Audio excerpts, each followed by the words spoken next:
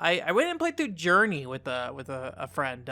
They said they want to try to meet up in the game, which if you don't know, in Journey, that's kind of the old like I think it's That Game Company is the developer. Their actual name's That Game Company. Basically, it's like you explore this desert and ruins and stuff as this little like I guess like covered up scarf kind of guy.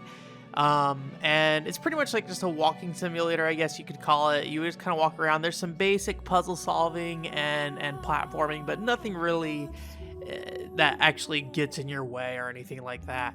And the whole thing is that they don't really want you playing with your friends like directly. They want you to like dynamically match him with other players and meet people who you can't really communicate with. You can kind of like, make these little noises at each other. It's like doot, doot, doot, doot, doot kind of thing, but it's you can't actually like see their username until the very end of the game or communicate them with it directly. And if they get too far away from you, they just kind of disappear from your game, and you can't choose who you join a game with.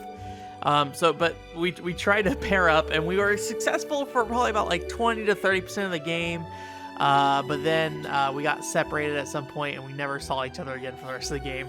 But it was kind of interesting because we were trying to, get matched up with each other. So we were very much keeping in pace with each other, even though we were playing completely separate games, and kind of communicating back and forth like, oh, I see this, I'm gonna go do this. Okay, here's these little like scarf collectible you can get it here, and like trying to direct the other person and stuff like that. So it was actually kind of interesting to play it that way. But obviously that's not like a normal experience. We were literally trying to circumvent the experience that the game gave you. I will say that the story of Journey, which I mean that's kind of the whole thing, is like, yeah, it's not much of a game. It's an artistic showpiece more than anything else. And it looks nice. Like it was a PS3 game, and it still looks great on a PS4. But I like story-wise, I just don't really.